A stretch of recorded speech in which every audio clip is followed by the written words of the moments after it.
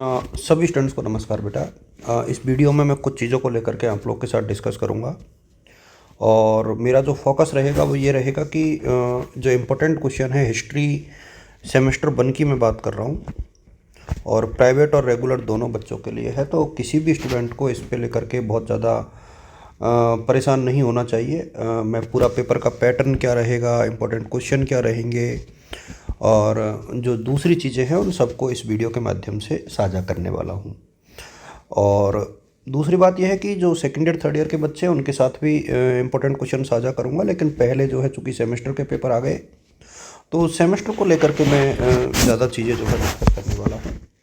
और जिन सब्जेक्ट में मेरा बस चलता है यानी जिनमें मैं ज़्यादा कर सकता हूँ मैं उन्हीं का डिस्कस करूँगा। बाकी का देखते हैं क्या होता है, कैसे पढ़ना चाहिए, क्या उत्तर लिखना चाहिए, ये सारी चीज़ें हैं। प्राइवेट और रेगुलर सभी बच्चों की बात हम लोग इस वीडियो के माध्यम से करेंगे।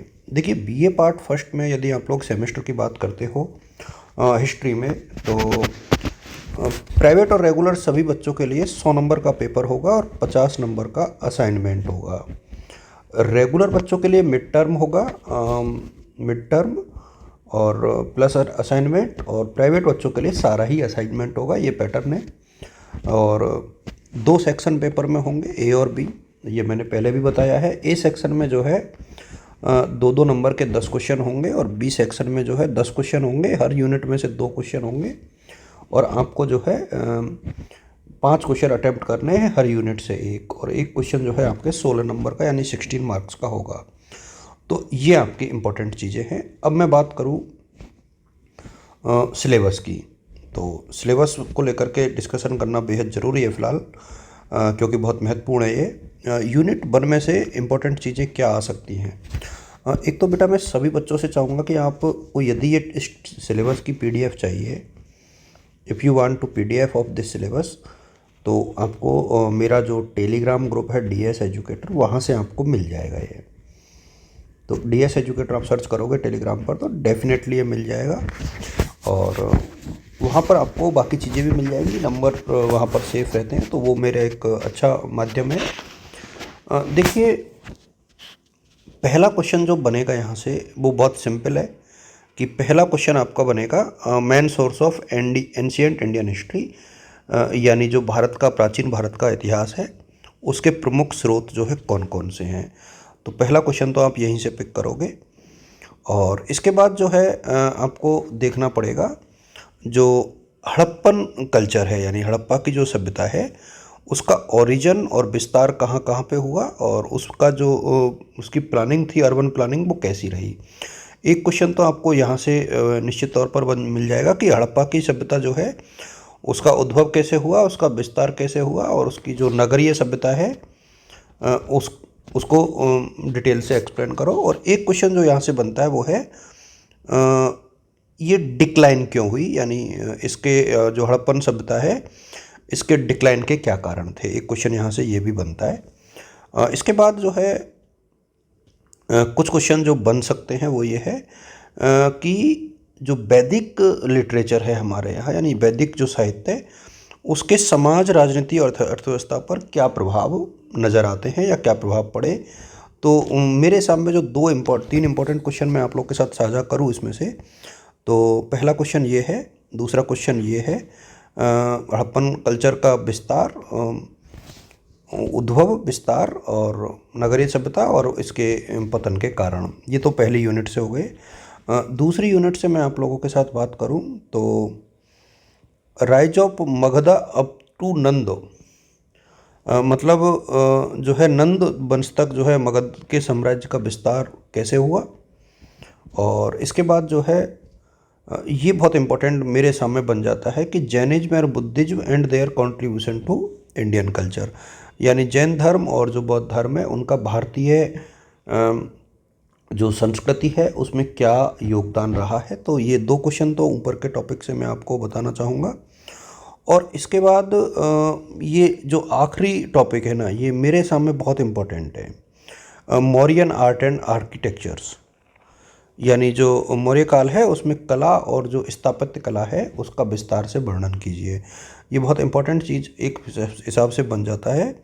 और दूसरा जो है अशोक का धम्म, ये कई बार इस क्वेश्चन को पूछता है, अशोका एंड हिज पॉलिसी, और उसका धम्म क्या था, और कौन कौन से फैक्टर थे जिनके कारण मगध साम्राज्य में एक प्रकार से कमी आई। अब देखिए पहली बार पेपर हो रहा है तो पिछले साल के पेपर से हम लोग बहुत ज़्यादा आइडिया नहीं लगा पाएंगे, ये भी आप लोगों को ध्यान रखना चाहिए।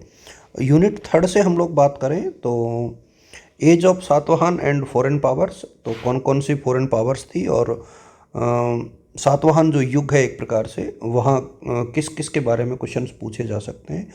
तो मुझे लगता है कि ऊपर जो ये चार लोग दे रखे हैं, इनमें से कोई दो आपको बहुत अच्छे से पढ़ लेने चाहिए। पुष्यमित्र सुंग को आप लोग अच्छे से पढ़िए, और गौतमीपुत्र सातकर्णी को पढ़िए। तो फिर कोई भी दो आपको पढ़ लेने चाहिए, और कोई भी दो आप छोड़ सकते हो। संगम एज से ये क्वेश्चन 100% आता है। तो ये जो संगम एज है इसका साहित्य, समाज और कल्चर जो है बहुत इंपॉर्टेंट है, लेकिन साहित्य के ऊपर बहुत बार क्वेश्चन आता है। जो संगम युग है, एक क्वेश्चन यहाँ से बनता है। यूनिट 3 की मैं बात कर रहा हूँ। यूनिट 4 से यदि हम लोग डिस्कस करें तो गुप्ता डेंसिटी है, यानी गुप्त साम्राज्य, और इसमें चंद्रगुप्त फर्स्ट है, चंद्रगुप्त सेकंड है, समुद्रगुप्त है, स्कंदगुप्त है, ये सारी चीज़ें हैं। लेकिन मेरे हिसाब से जो इम्पोर्टेंट क्वेश्चन बनता है ना, एक तो ये बनता है कि फीचर्स ऑफ गुप्ता एडमिनिस्ट्रेशन, यानी जो गुप्त साम्राज्य था उसकी फीचर्स क्या हैं, और उनका जो एक प्रकार से भू राजस्व व्यवस्था थी वो कैसी थी, और अर्थव्यवस्था, व्यापार और उनकी स्थिति कैसी थी। एक क्वेश्चन यहाँ से ये बनता है। और एक आप लोग आर्ट एंड आर्किटेक्चर ज़रूर पढ़ें। भले ही आप फिलॉसफी छोड़ दें, टेक्नोलॉजी छोड़ दें, लिटरेचर छोड़ दें, लेकिन गुप्त काल में जो है कला और जो स्थापत्य कला है उसको ज़रूर पढ़ें। इसी हिसाब से आपको यूनिट 5 के बारे में मैं बात करूं तो इंडिया इन द पोस्ट गुप्त पीरियड, इसमें से देखिए मेरा तो यह है कि एक क्वेश्चन तो आपको ये पढ़ना चाहिए जो नीचे नीचे का है ना, factors leading to disintegration of Rajput states, यानी राजपूत जो राज्य है उनके एक प्रकार से विघटन के क्या कारण रहे। तो एक तो ये क्वेश्चन यहाँ से बनता है। यदि दूसरा मैं आप लोगों के साथ साझा करूँ, देखिए मैं बहुत आराम से आप लोगों के साथ चीज़ें साझा कर रहा हूँ, आंसर्स कैसे लिखने हैं। एक जो है ये क्वेश्चन बहुत इम्पोर्टेंट है कि जो त्रिपटाइट जो स्ट्रगल है, इसके जो तीनों दे रखे हैं ना, विग्रह राजा, भोज परमार और मिहिर भोज, ये आपको सारा देखना चाहिए। और इसके अलावा इनमें से कोई एक आई थिंक चोल और चालुक्यों का जो एडमिनिस्ट्रेशन है ये आप देख सकते हो। यानी नीचे के देखिए दो चीज़ें हैं, मैं हर बार आपसे यही से साझा कर रहा हूँ, या तो नीचे के सारे टॉपिक पढ़ लो या ऊपर का ये टॉपिक पढ़ लो। तो जो यदि ऊपर का पढ़ रहे हो तो नीचे का छोड़ दो, और ये पढ़ रहे हो तो ये छोड़ दो। यहाँ से आपको क्वेश्चंस मिलने की पूरी संभावना है।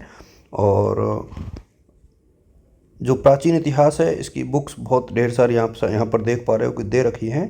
ये बहुत अच्छी किताब आती है रमेश चंद्र मजूमदार की, हालांकि मिलती है कि नहीं मिलती है बात अलग है। शर्मा और व्यास की बुक हमेशा से ही अच्छी आई है, शर्मा व्यास की, वहाँ से आप लोग पढ़ सकते हो। तो मैटर काफ़ी है, आप लोग इजीली इसको पढ़िए। और ये कुछ वेबसाइट्स हैं, यहाँ से आप लोग चीज़ों को देख सकते हो। इग्नू से आप लोग मैटर देख सकते हो। इग्नू पे आप यदि सर्च करोगे अपने पेपर का नाम एंशिएंट हिस्ट्री, तो वहाँ से आपको काफ़ी मैटर मिल जाएगा। मतलब आप हिंदी और इंग्लिश के जो भी स्टूडेंट हैं आप लोग डाल दीजिए एंशिएंट हिस्ट्री PDF, तो ये आपको गूगल पे भी काफ़ी चीज़ें अवेलेबल हो जाएंगी। सभी बच्चों को शुभकामनाएं। और इसमें बेटा मैप आपको बनाना आना चाहिए, मैप भारत का नक्शा बनाने की प्रैक्टिस कीजिए। जैसे माना कि गुप्त साम्राज्य पूछा है तो पूरा मैप में शो करिए कि वो जैसे ये वाला एरिया है, ये वाला एरिया है, ये वाला एरिया, तो वो नंबर अच्छे आएंगे। आप सभी को शुभकामनाएं।